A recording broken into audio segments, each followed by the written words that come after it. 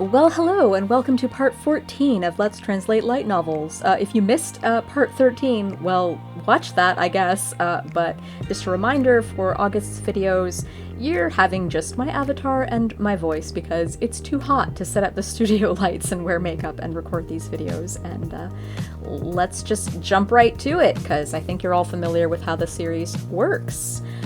Check the video description if you want more information about the process of this video and what it actually is. Otherwise, jumping right into it.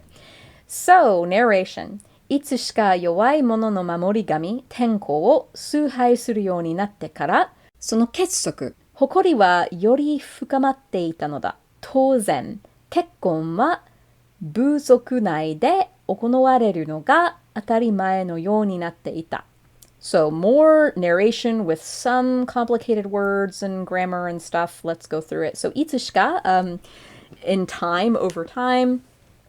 Yowai mono no mamori gami. So the guardian deity of the weak, tenko, suhai suru worship, yo ni natte kara. So ever since they began to worship, Tenko, the guardian deity of the weak, hokori wa yori fukamatte ita no da. So their pride as a tribe got even stronger, even deeper when they started worshipping Tenko, the protector of the weak, basically.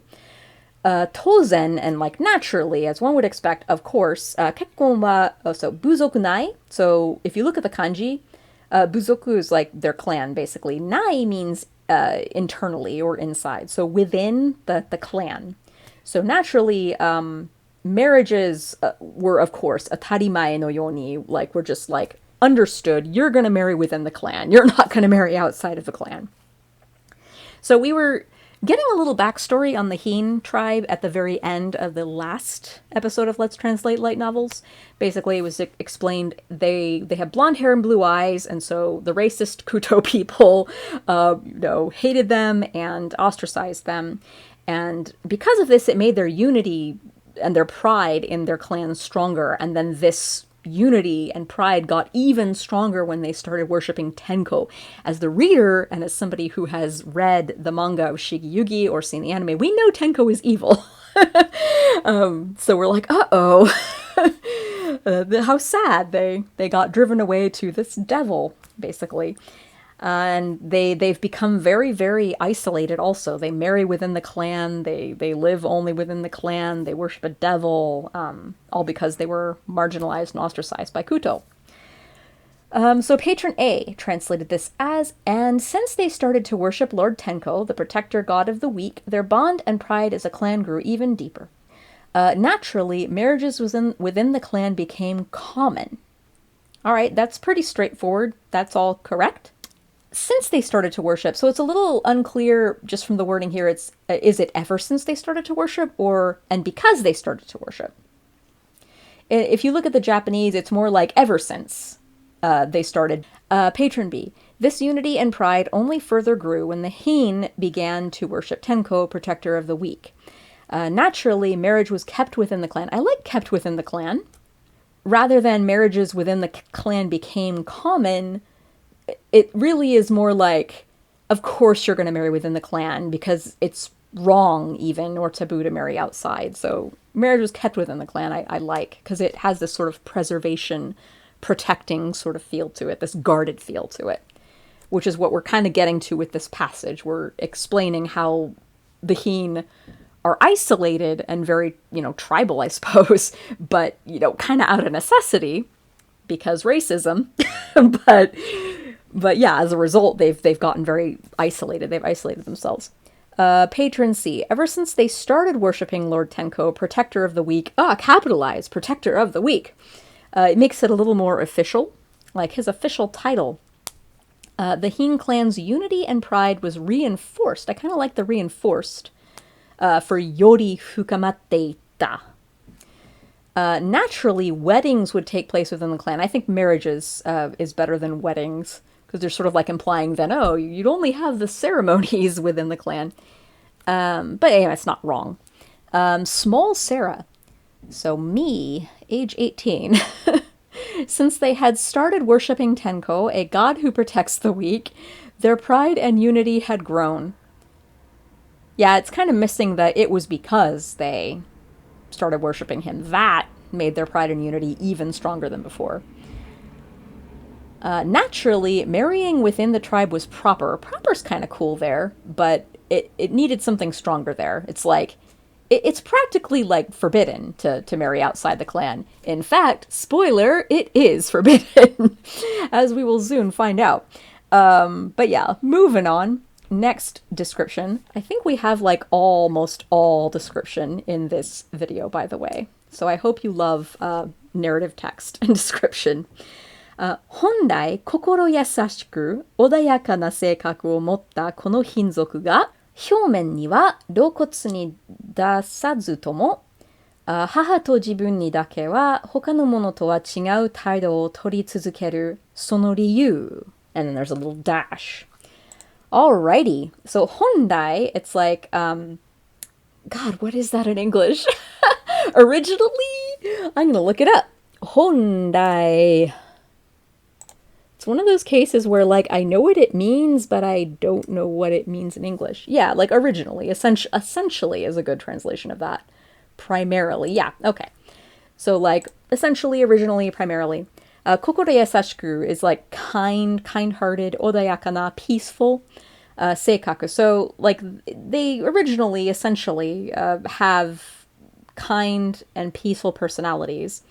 The Hinzoku, who has, you know, by nature, these kind and peaceful personalities. Hyomen ni wa, on the surface, rokutsu ni dasasu tomo. So even if they don't blatantly show it on the surface or outwardly, and who are they, you may ask? So they is the Hin tribe. So even though the Hin tribe doesn't blatantly show it on their faces, or they don't blatantly or bluntly express it outwardly, these kind-hearted Hin people, haha to jibun, so jibun is Ayuru, himself, ni dake wa, so only himself and his mother, hoka no mono to wa chigau taido o, so a different attitude compared to everyone else, wo tori tsuzukeru. Sonoriyu. So the reason why only he and his mother kept getting treated differently by the rest of the clan, by the Hin clan, who are kind-hearted by nature, like, even though they didn't blatantly, like, say, hey, Matuta Ayuru, you guys don't belong, we hate you. You know, they're kind-hearted people by nature. And they didn't blatantly say, hey, we hate you, you guys don't belong, but they do keep them at a distance, and they do treat them differently from everyone else. And there is a reason for this. And then there's like a dash and a period. So there's a reason for it, but we're not revealing it yet in this section. So patron A, although the people of the Hin clan are kind and gentle by nature, yeah, I like this hondai by nature. Ayuru behaves differently around his mother when they're alone. Nope. That is wrong, and one can't tell by looking at him. As for yeah, that's just wrong. Good try, honest try, patron A, but that's just not correct. Yeah, it's the Hin behave differently or treats him and his mother differently. Patron B. You know what? I'm going to hold off on the rest of patron B's translation until I get the next sentence. So, patron C. Despite their outer appearances, the Hin are mostly kind-hearted and peaceful people. Nope! Not despite their outer appearances. That's what this hyomen ni wa rokotsu ni dasazu tomo. No.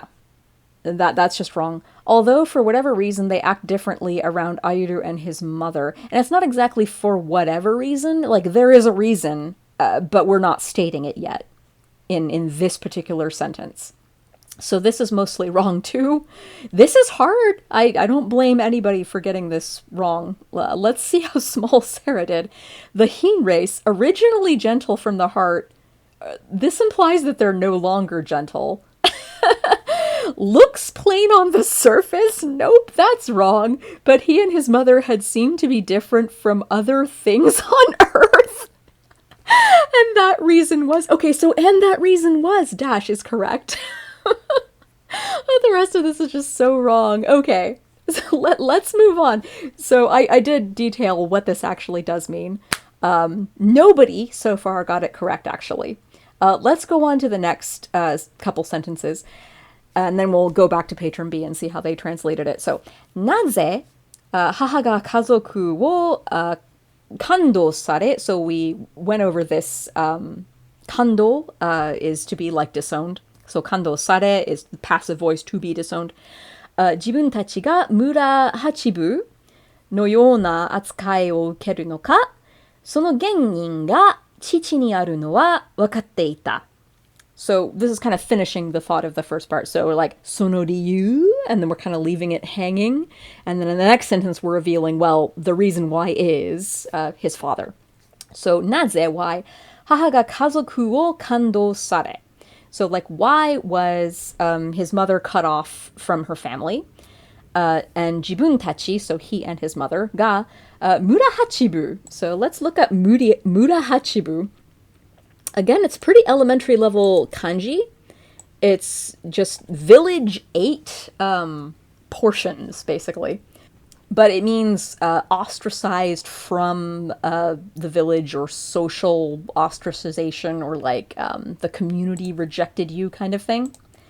No yona atsukai, so like they were treated as if they were rejected from the village, even though they weren't officially rejected from the village.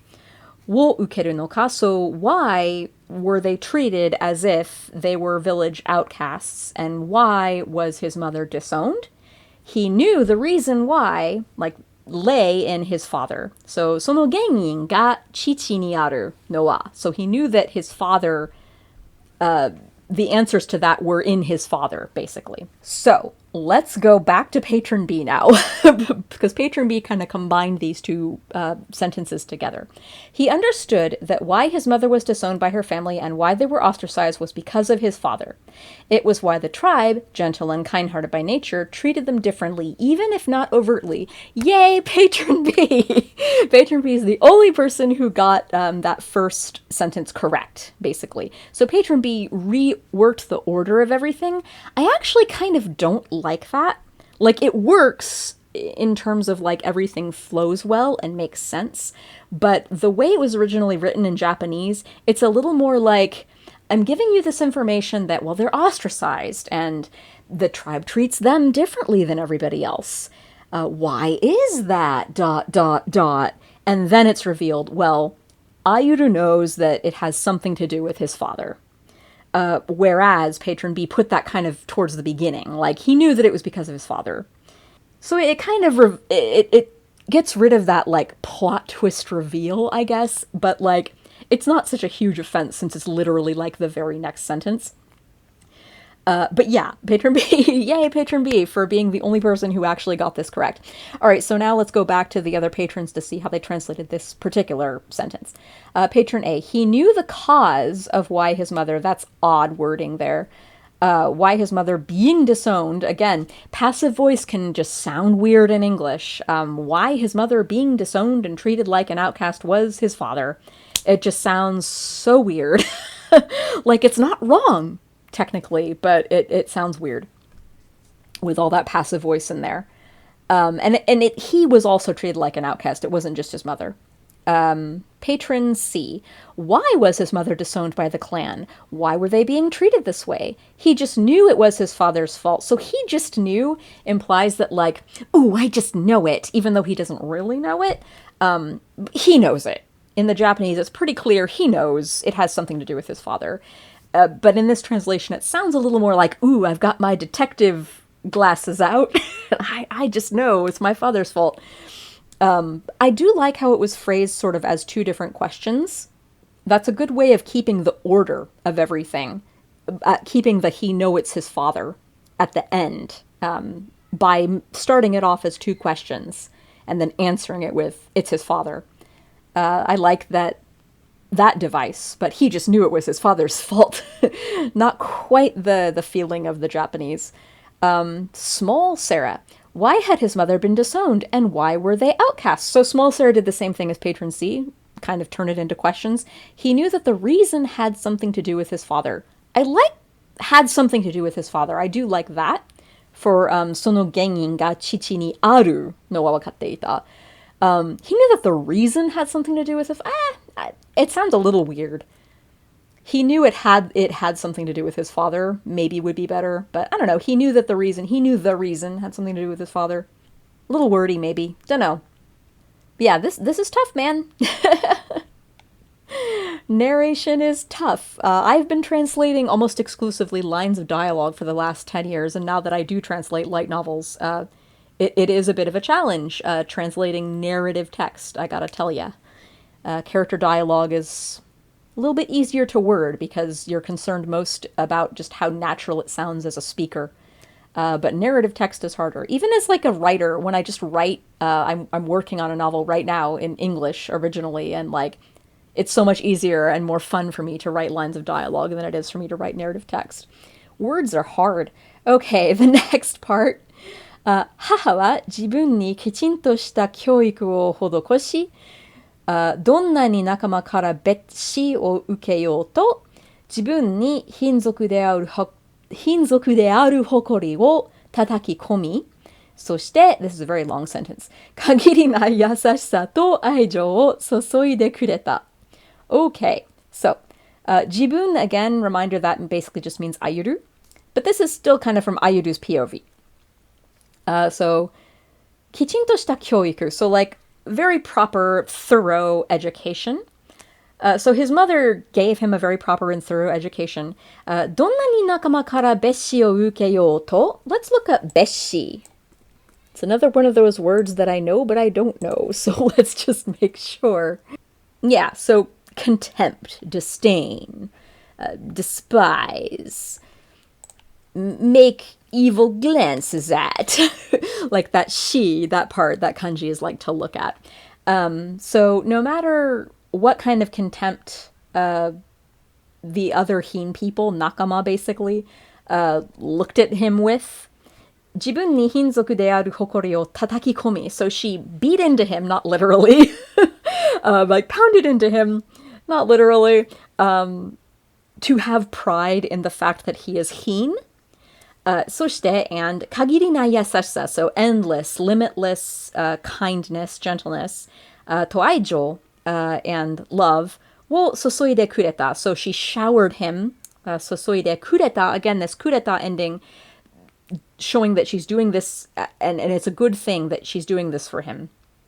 She's saintly in showering him with love and kindness, endless love and kindness, and also like, you know, beat into him, not literally, to have pride as a Heen, no matter how much the other Heen people like spit at him and like turn their noses up at him and despise him. So, patron A.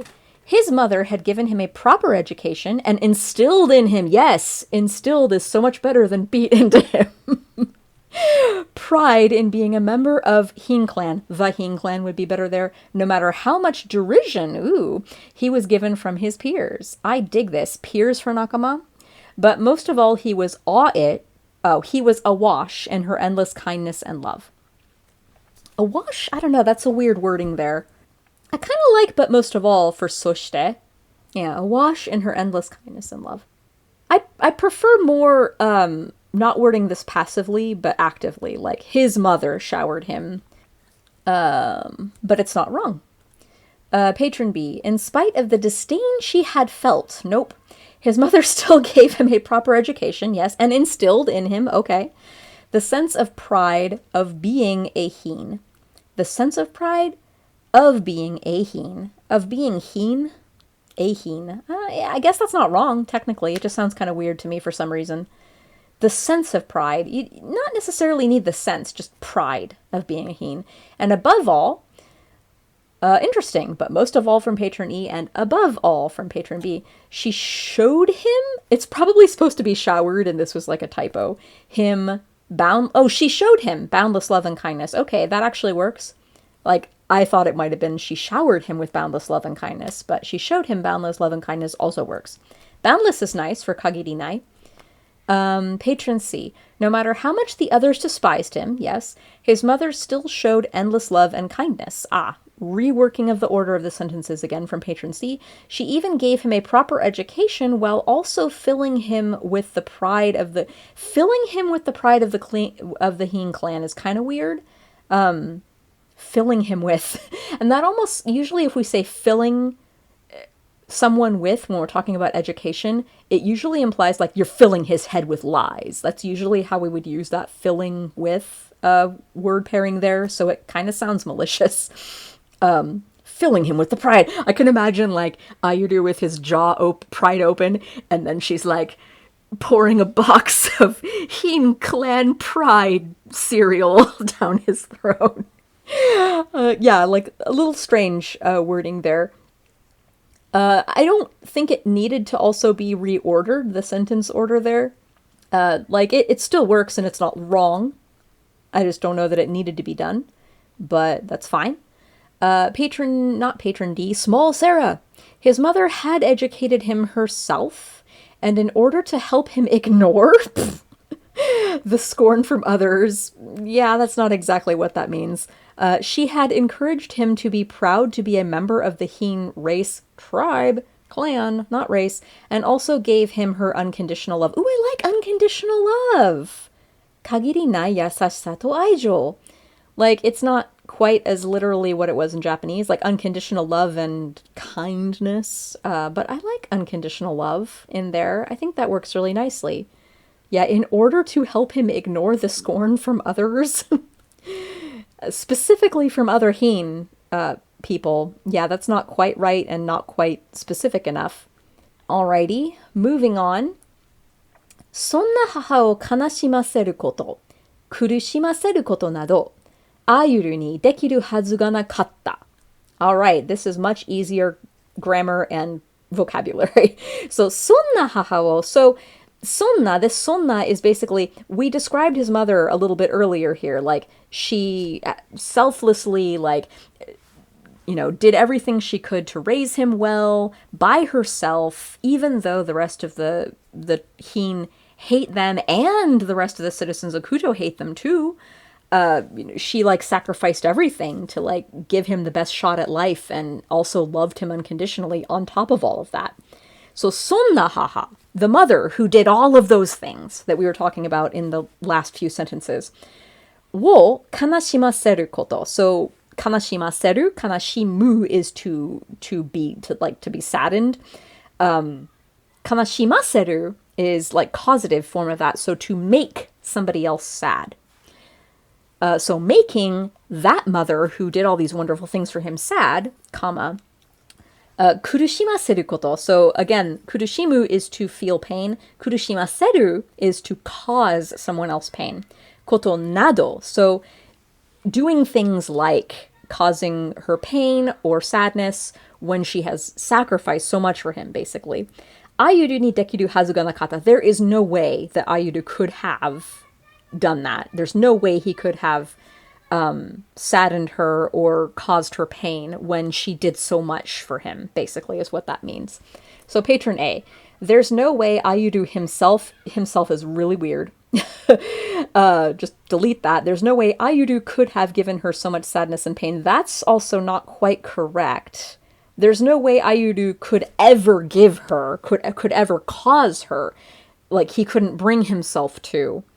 Ayuru could never forgive himself if he caused her so much pain, any pain or suffering. That's not quite the right sentiment there. Patron B, there was no way that Ayuru would ever cause her such grief and pain. Yeah, that's a little incomplete, but that's not wrong. Again, it's kind of missing the when she had done so much for him sort of thing. Patron C, there was no way Ayuru could have caused, not really could have caused, such sorrow and pain to his own mother. Yeah, there's no way Ayuru could ever cause such pain and such sorrow and pain to his own mother. To his own mother? That's kind of weird. I think sonna haha, it's not sonna as in his mother. It's the mother that did all these wonderful things for him. And small Sarah, Ayuru could never be the cause of his mother's sadness or suffering. No. I mean, in a way, that's sort of technically correct, but yeah, no. This is more Ayuru's feelings here. Like, she did all these things for me. She made so many sacrifices for me. Like, I would never be able to live with myself if I ever caused her any grief or sadness, like when she has done all of this stuff for me. It's kind of more that sensation, even though it's not first person. It's like, yeah, his mother sacrificed so much for him, and he in turn, like, would die for her. Like, you know, he would not be able to live with himself if he caused her any pain, which is important, very important, that he would not be able to forgive himself. I think that's kind of why I'm adding that wouldn't be able to forgive himself, because I kind of know, I've seen Fushigi Yugi. I know his backstory. I know what happens to his mother. So yeah, it's kind of important for the story. Let's see, next line of narration. Haha Matuta wa kare no inochi de atta. His mother Matuta was his life. It was everything to him. そしてもう一人アユルを支えてくれる小さな命があった。So, and also there was another person, a tiny life that was supporting Ayuru as well. And then again, this kureru, auxiliary verb, she's supporting him, that this tiny life is supporting him, and it's a good thing that she is doing this for his benefit, basically. So the chisana inochi is referencing Talia, basically. So this is kind of, even though it's not like literally Ayuru's thoughts, gee, golly, the Hin are so mean to us and they ostracize us even though we're part of them. I know why. The reason is because of my father. I don't know specifically why, but it has something to do with my father. Meanwhile, my mother has been sacrificing everything to give me as best a life as she could, to educate me as best as she could, and I would not be able to forgive myself if anything bad ever happened to her. She's my life. But also, you know, come to think of it, there's this other person, this other life, like my mother is my life, but there's also this tiny life that has really been supporting me, really been there for me all this time as well. So that's kind of what we're leading into here. It's like my mother's everything to me. Ayuru's mother was everything to him, his life, but also there's this other life that's like also supporting him. So it's implying, yeah, and Talia also is really important to him. So patron A, his mother was his life, and now another young life is supporting him. That sounds kind of weird. Yeah, it's very matter of fact. It's kind of more like he is having a bit of a realization through this narration, like, my mother is my life, but hey, Talia also is. Patron B, his mother was his life, and here there was another smaller life who supported him. That's also kind of weird. Again, this is very poetic in Japanese. We're sort of like talking about the backstory, why his mom means everything to him, but then we're also kind of coming to this realization with Ayuru, and Talia also is very important to me. Maybe I love her too, in so many words. Patron C, he owed his entire life to her. I kind of like that wording of it. He had someone else in his life he could lean on. That's a little too matter of fact. We're kind of missing the soshite.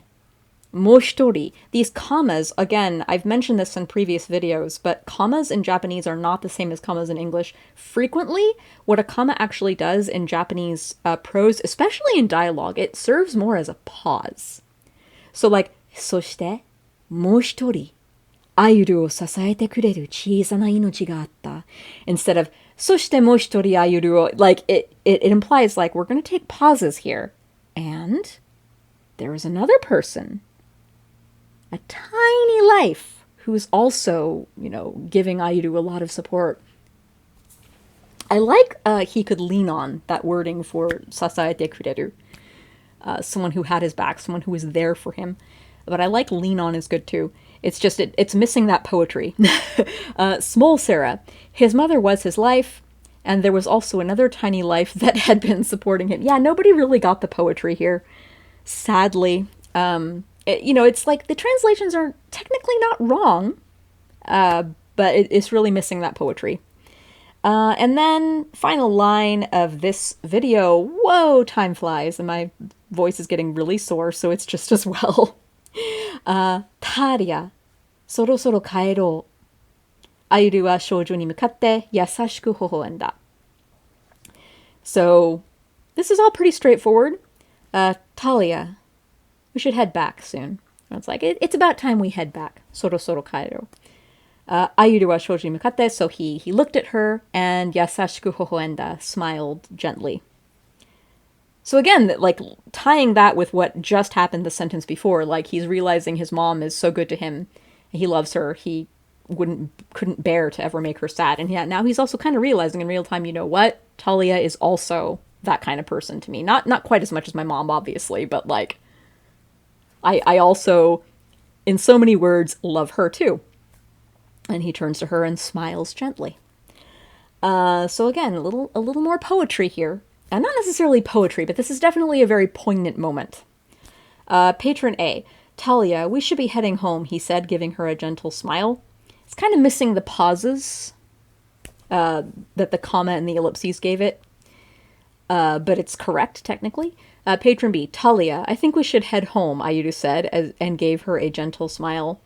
I think we should head home is a little more like, it's wrong that we're here, versus, hey, come on, let's go home, my best friend who I love very much. Patron C. Ayur looked at Talia. Hey, Talia, let's start heading home, he said with a I like soft smile. Gentle smile, yeah, like almost loving smile. I don't know, that's a little too on the nose, but yeah, it's still a little casual. Small Sarah. Taria, we'd better be getting home, Ayuru said, smiling gently at the girl. Please, stop translating shoujo as the girl challenge. Yeah, so everybody, including Small Sarah, was missing a little bit of that emotionality and that poetry of these last two, I mean, I guess technically it's like 4 sentences here, where he's realizing, in so many words, he's realizing how much Talia means to him, realizing how much his mother means to him, like reflecting over how much his mother means to him, and then also kind of realizing, maybe not necessarily realizing for the first time, but it's kind of revealed to the reader, like, yeah, like we already know that Talia has a huge crush on him, but now we see, yeah, he loves her too. Whether or not he realizes it, she's very important to him. And it's a lovely little moment. And it's very important that it be a lovely little moment because what happens in the next episode is not lovely. If you want to see what happens in the next episode, be sure to tune in next month. And if you want to be one of the patrons who translates this for these videos, or if you just want to have access to the text like a month before the video comes out so that you can kind of look over it and think about how you might translate it, go support me on Patreon at the $12 level. Or don't. We're all struggling financially right now. I totally understand. And at this moment, I would like to thank my patrons. I have a lot of them who do support these videos. You all are awesome.